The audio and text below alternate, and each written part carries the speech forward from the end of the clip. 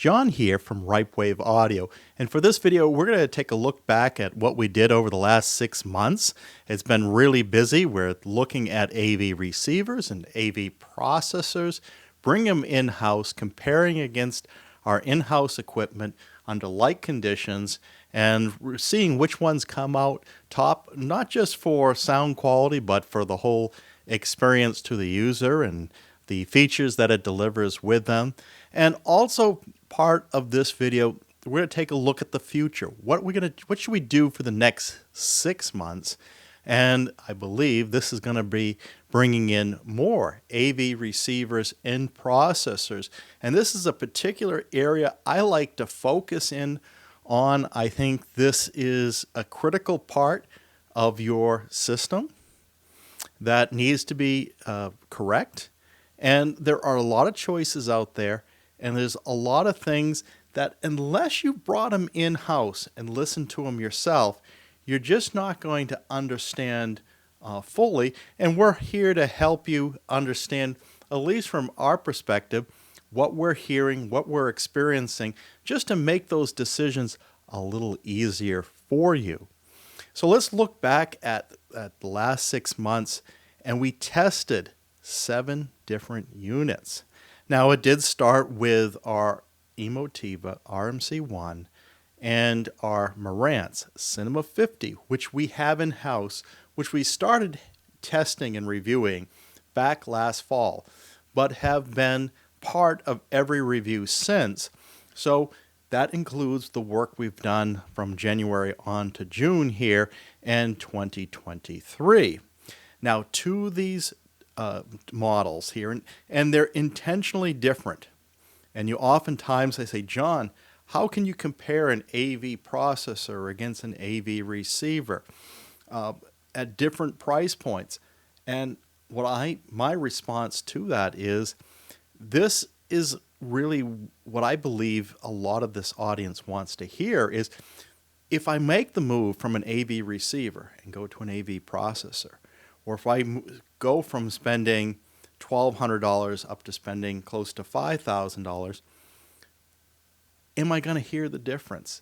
Is that experience going to result in something that I can really see the value in, and that extra expense? Because when you go to an AV processor, it's not just the cost of the unit, but it's all the additional amplifiers that you need to make it all work, because there's nothing built into it, right? So you're looking at, for a 7.1.4 system, 11 channels of amplification.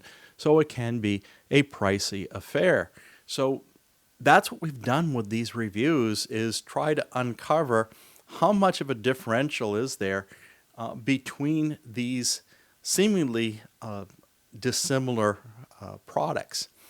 And we've had at least a couple of surprises as we've gone through this. And sometimes you don't have to spend that much to get something that is good quality.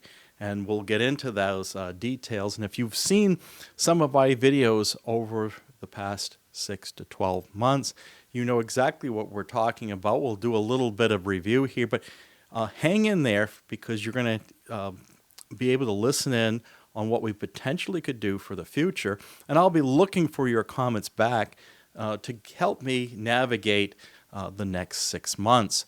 So that feedback will be really helpful to me. So what do we test in addition to the Emotiva RMC-1 and the Marantz Cinema 50? Well, the first thing that we brought in was the Anthem AVM-70, and we listened to that. And that's a processor separate. And then we brought in the Onkyo TX-RZ50, a very popular model, and we learned why this has got some good reviews, although I heard a lot about some service issues some of you were having, at least early on. I think a lot of that has dissipated in recent year. The next group that we brought in, this was our biggest review to date, is we brought in 3 other models from Denon Marantz. We brought in the Denon AVR-X3800H, the X4800H, and we brought in to complement our Cinema 50 the Cinema 40. All those processors, all those receivers are 7.4.4 capable, all supporting DTS:X, Aural 3D, and Atmos, and they all are upgradable to DIRAC. So we really wanted to find out, hey, very similar on paper, how different are these when you compare them? And so that was the 7 models that we brought in so far. And what we did was we decided to put this into a 2-dimensional graph to kind of visualize what we were hearing here in our Ripewave audio home theater and test environment, and we have a particular process we go through. We always start with our receivers, and we run them in full external amp mode using our Emotiva amplifiers, as well as our vintage Sony for our height channels. So they're all using the 11 channels of amplification, the same amplifiers to the same speakers and the same speaker layouts, to really get at how these receivers, and in some cases processors, are performing against each other. And then we listen to the internal amps after we've come up with an initial impression just based off the pre-out runtime modes that they have. And so what we found was that there are 2 characteristics that I like to use when evaluating. I feel that the first thing that I notice is whether it's a thin sound or a rich sounding. So thin to me is sort of the megaphone type of sound. Things seem a little thin, as I say, and then we have a confined versus spacious. So how wide is that sound stage that we're hearing? And those are 2 factors that I like to report on these. And what we did find is in most cases, when you spend more, you get something that's more rich and more spacious, that wider sound field. And the RMC-1, which is the most expensive unit in Iraq here that went through testing, at least the initial price was around $5,000. It's come down since then as they start to transition to introduce the new RMC-1 Plus family of products later this year. But they did reduce that price. But initially around $5,000, which would make this the most expensive unit of anything tested. And we did find it to be more rich and more spacious than all the others. What we did learn from this experience, though, is the various tiers of products within the same family. So if you take Denon Marantz, the Cinema 50 and the X3800H are kind of really peers here. The Marantz Cinema 50 to me sound a little bit better, but it's splitting hairs slightly. What we also found was that was with the included Odyssey calibration. If you apply DIRAC Live, pay the additional cost to get DIRAC Live, you get a more rich and more spacious sound out of the Cinema 50. Now, I didn't buy the DIRAC Live upgrade to the other Denon and Marantz products, but we would assume that that would track equally with each one of those models there. So that, to me, just crossed over the line to the point where I found the Marantz Cinema 50 beginning to be what I was expecting for the sound characteristics.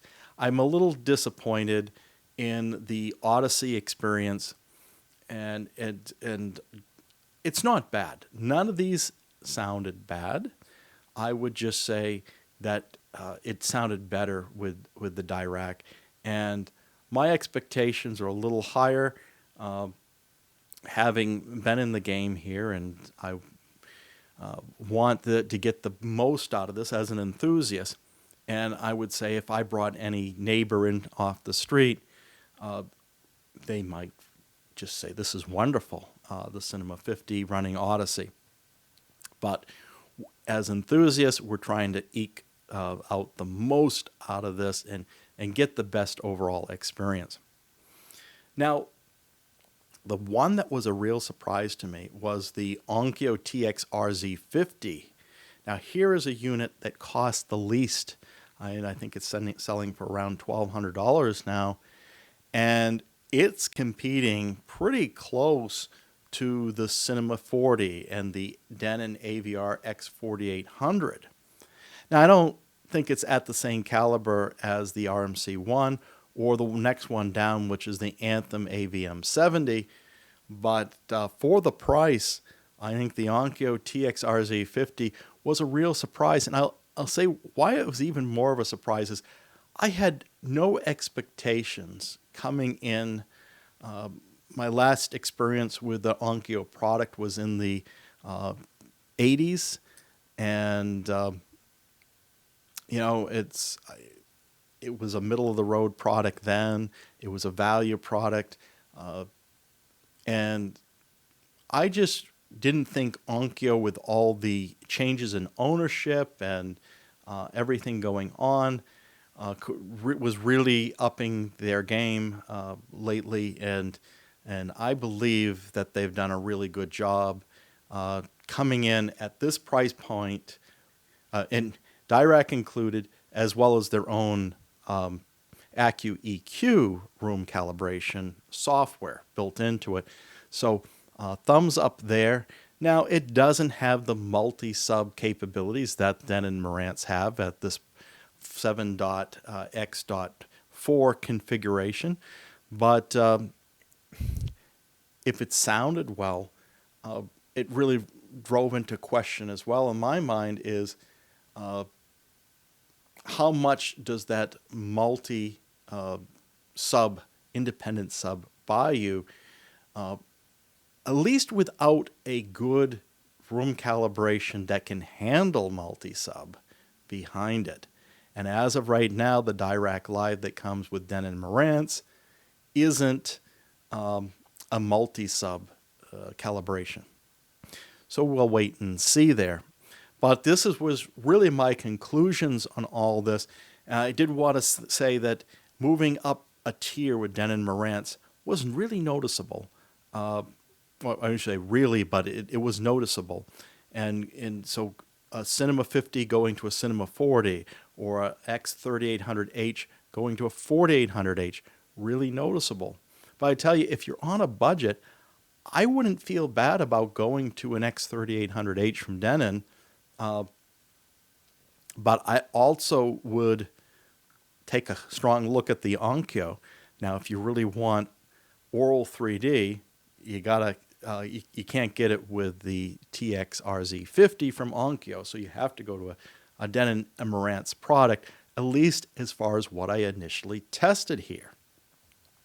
Now, in thinking about what else I should be testing going forward, I took a look at all the brands that we've examined over the first few years of this channel.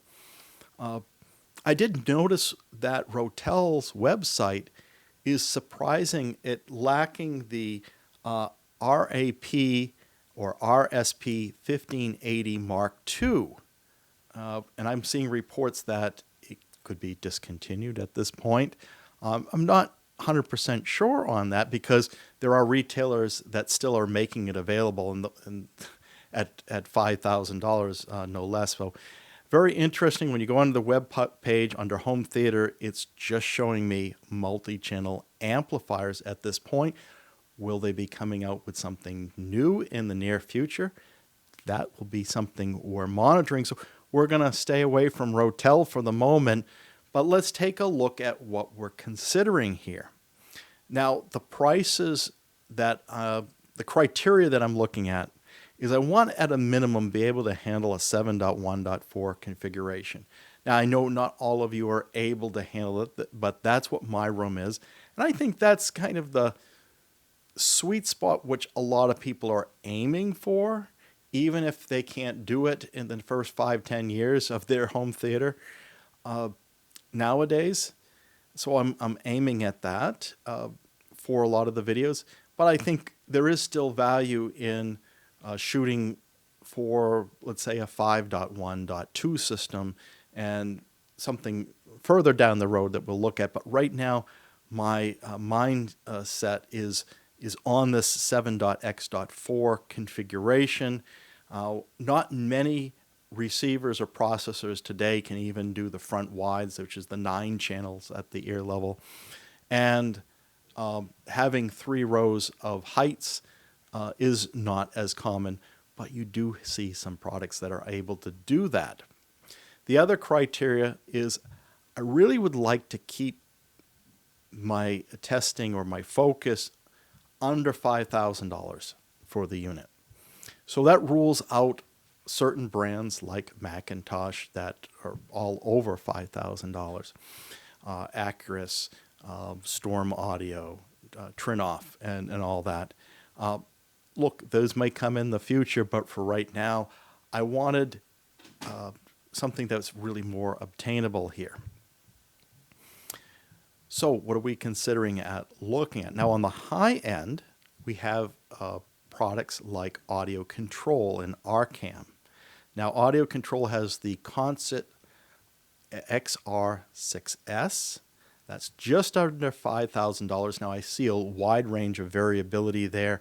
I don't think Audio Control posts prices on their website, and you have to look at various web pages to see what retailers are selling it for. And there's a wide range. Sometimes this is close to $6,000, depending on which page you're looking at.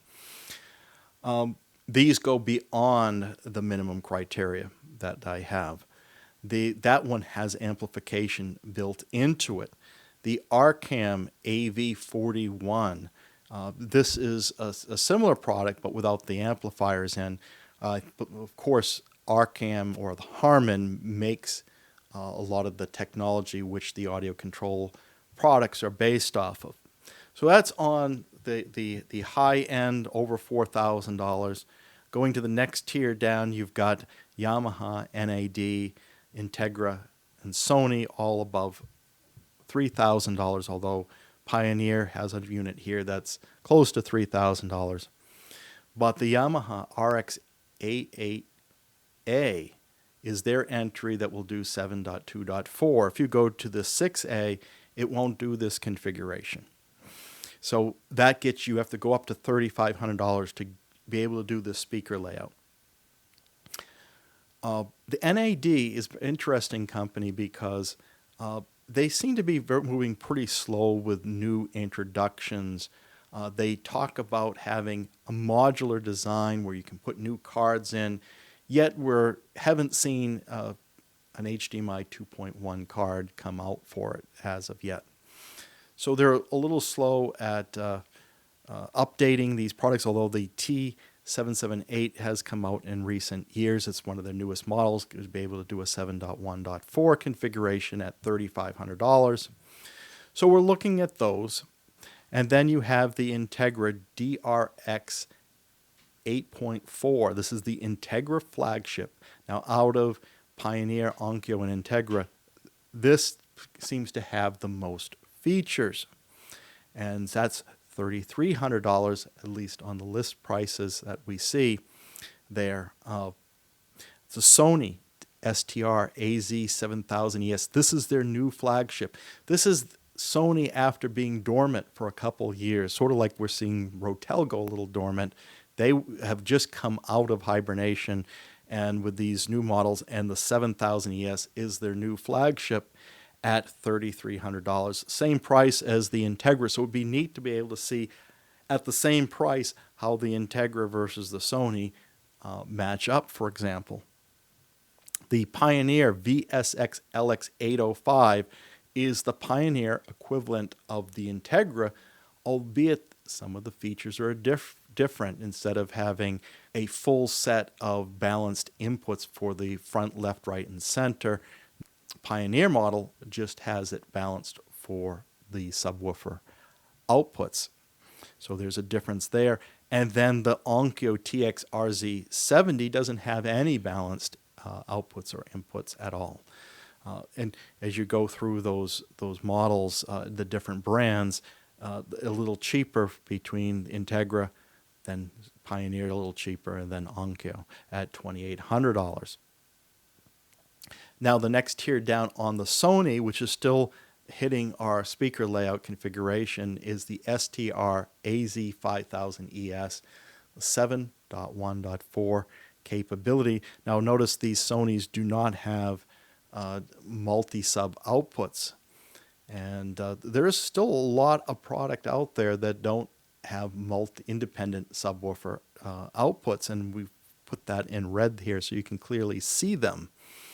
So that is that Sony. Now on Integra and Pioneer, they have their models that are at the same tier as the Onkyo TX-RZ50, so the Integra DRX 5.4 and the Pioneer VSX LX505. Like specifications, but again, the prices change. So Integra you're going to pay the most for, $2,200, and the Pioneer seems to be a bargain at $1,400 in comparison. And then finally, we have two Emotiva models that fit in their BASX line versus what I have already, the RMC-1, which is their flagship range.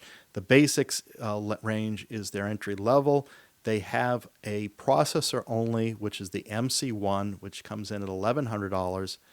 Can still do a 7.2.6 configuration, as well as the receiver version of the same thing, which is the MR1, which comes in at $800 more.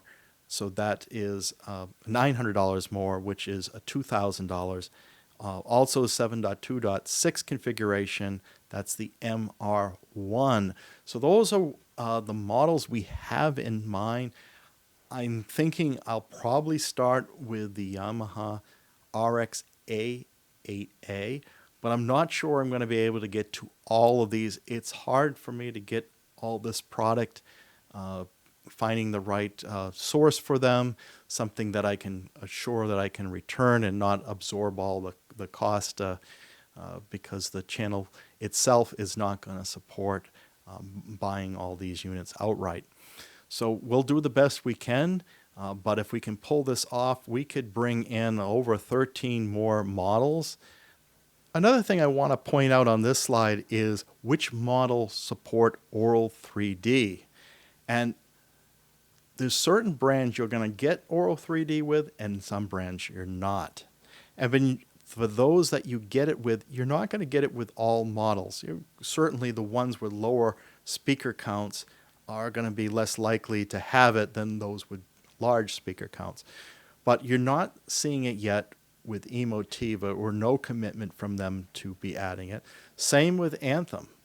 No commitment to Aural 3D. Now, Onkyo and Pioneer and Integra, when they announced their newer brands a couple of years ago, they didn't have Aural 3D. Now their flagship models, and we're talking about the Onkyo TX-RZ50, we're talking about the Pioneer VSX LX805, and the Integra DRX 8.4 are all going to come with Aural 3D. I think there's a firmware update. They said it was going to come out in June. Maybe it's available now. We'll keep an eye out for that. But for their price point starting at $2,800, they will have Aural 3D as well. You also don't see Aural 3D with Sony, even on their flagship 7000. And you don't see it with the entry levels of Integra and Pioneer, just as you didn't have it with Onkyo. But you do have it with RCam and audio control, and if you have the extra money to buy JBL synthesis, you will see it there as well. So that is Auro 3D capabilities built into some of these. Some of you feel that it's a deal breaker if you don't have Auro 3D, and most of you, I understand, are just using it for the up mixer. We use it as well with our Marantz Cinema 50, and we enjoy it. I don't use it for everything, but I do feel like it is a great addition, and I wish I had it on the Emotiva RMC-1 as well. But again, no commitment from Emotiva at the moment. I will say, if you're interested in Auro 3D, you know, really I think one of the lowest cost units you can get it on is that Denon AVR-X3800H at $1,700 for that 7.4.4 configuration. And now you can do it as a ceiling as well as height layout for the upper channels. So there you have it. Just another look at what we're reviewing. There are still a few models here that don't have 8K or HDMI 2.1 capability. Those are your Emotiva models, albeit we understand their upgraded range, which will be coming later this year, will have that capability. You'll be able to take a model that you have and do a uptrade to the newer version for a reasonable upgrade cost. As I said before, the NAD-T778 still doesn't have an option or announced plans for HDMI 2.1 as far as I know. So that is, you know, very interesting there as well. So that's it. It's just Emotiva and NAD on this list that I have that don't have HDMI 2.1, although there's even brands you could pay more for that still don't have it, like Acurus, I believe, still does not have that 2.1 capability. Now, if you look at this slide here, we show which ones have built-in amplifiers. Most of these have, all of them have at least 9 channels of amplification, except for the Audio Control Concert XR6S, which is 7 channels. So all the Harman products, whether those are the JBL Synthesis, the Arcam, or Audio Control, don't have more than 7 channels of built-in amplification. That means to do a 7.x.4 speaker configuration, you need at least 4 external amplifiers. Of course, the processor separates are going to need 11 plus to be able to do its full capabilities. The 9-channel units are going to need 2 channels of external amplification to do that full layout there. And if you have 11, like a lot of these models, I'm surprised how many out there today already have 11 amplifiers built in, and some with a lot of wattage, like the Yamaha 11 by 150, same thing with the Integra 8.4, and the Sony 7000 ES. That actually has 13 by 150. The Pioneer, also 11 by 150. The Onkyo TX-RZ50 is a little less on the wattage, but still 11 channels. And the Sony 5000 ES is 11 by 130 watts, with finally the Emotiva MR1 at 11 by 160 watts. So not needing to have any additional amplification, just buy that unit and you're all set for $2,000 from Emotiva. That's the beauty there, is you get a good amplifier built in for this processor that's capable of delivering all these channels. So that's it from the amplifier perspective. You know, we'll see how they stack up. Now, from the other one I'll call up attention to right now is the room calibration. So Direct Live has really got a good reputation right now over other either proprietary room calibrations or others like Odyssey. It's being perceived as the clear winner out there. And it's nice to see a lot of brands are including it at no extra cost, like the Emotiva RMC-1, it's included. The Onkyo TX-RZ50 at $1,300, it's included. The audio control included. NAD includes it. Integra, Pioneer, the other Onkyo RZ70 includes it. The lower cost Integra and Pioneer models include it.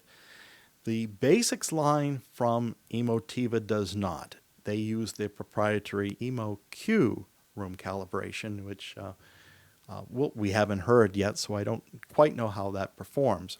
We can imagine it's probably not as sophisticated as Dirac, but we could see.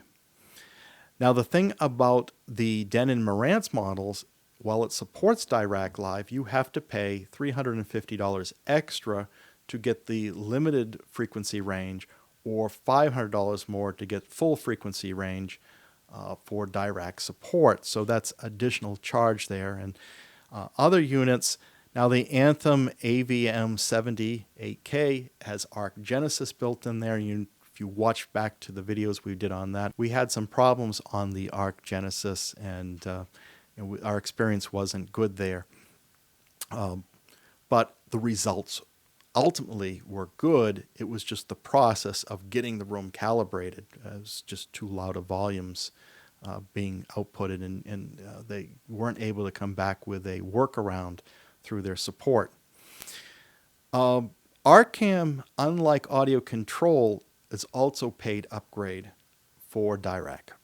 Arcam has the same pricing as Marantz and Denon for going for the limited frequency range at $350 or full frequency range at $500, and you'll have to pay for that upgrade. So that gets it closer to that audio control, but audio control has 7 by 100 watt amplifiers built into it, versus the Arcam AV41 is a processor separate. So the others, the Yamaha have Y-POW for room correction. That's their own proprietary. Sony has their DCAC9. And of course, we already mentioned Emotiva with their EmoQ and their BASX line. So none of those proprietary systems tend to get rave review. But again, we'd like to give them a fair shake and find out how they really sound, because we were really surprised that the Onkyo AccuEQ calibration, which we compared to Dirac, really wasn't that bad. But you have Dirac now included for free. So I was really surprised at how good AccuEQ sounded. I wasn't expecting it to sound that way. So I'm not going to have any preconceived notions here. I'm going to give all these a fair shake if we to bring them in, and give Y-POW a chance, and give the Sony calibration a chance, and EmoQ as well.